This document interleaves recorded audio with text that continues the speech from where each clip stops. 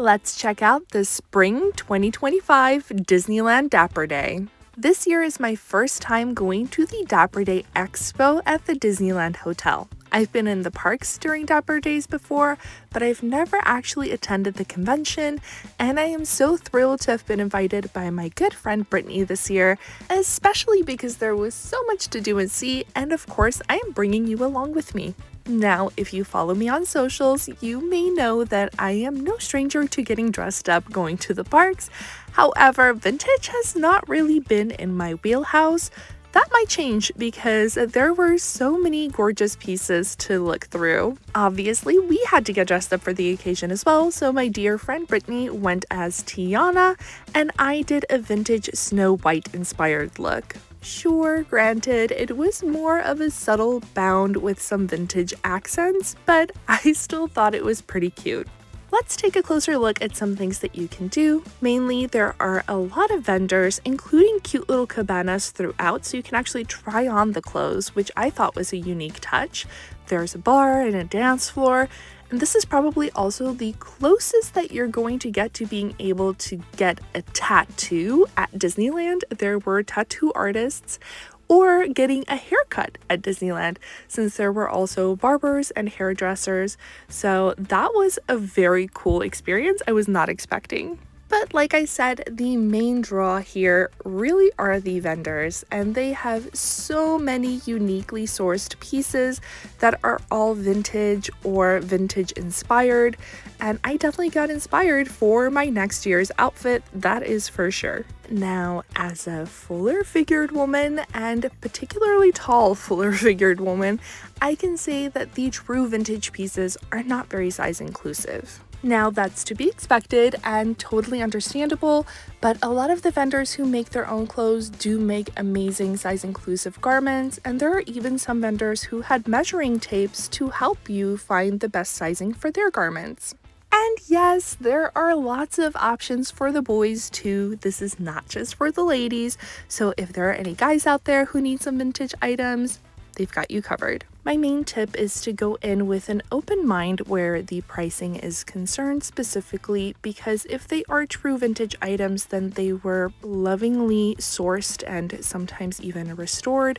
And if they were crafted, they were most likely handcrafted with the finest fabrics. So they are priced based on the love and care that went into each piece. My next tip, of course, is to have fun. Everybody here is super friendly and super helpful, and I can tell you some of these booths that I walked into, I definitely had some dream come true moments with some of these garments that I'm probably going to have to invest in for the future because I felt like $1,000,000.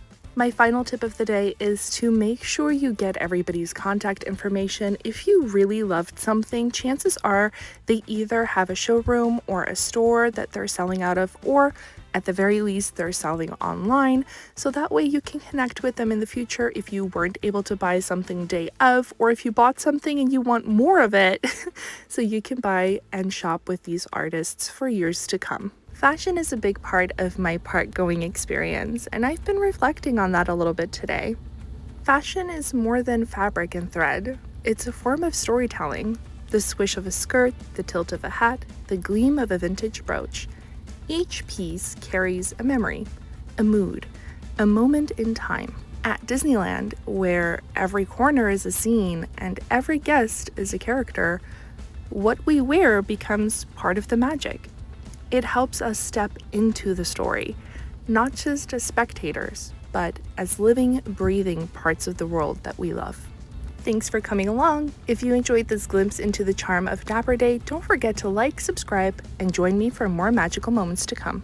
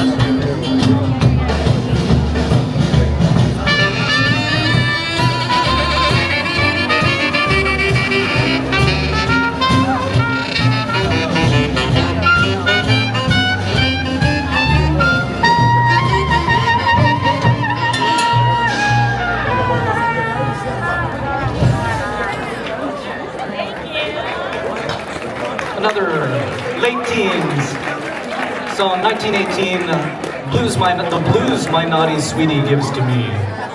That arrangement can be found on that CD that's over there on the table. Not trying to hawk it or anything. All right, back to this tuning thing.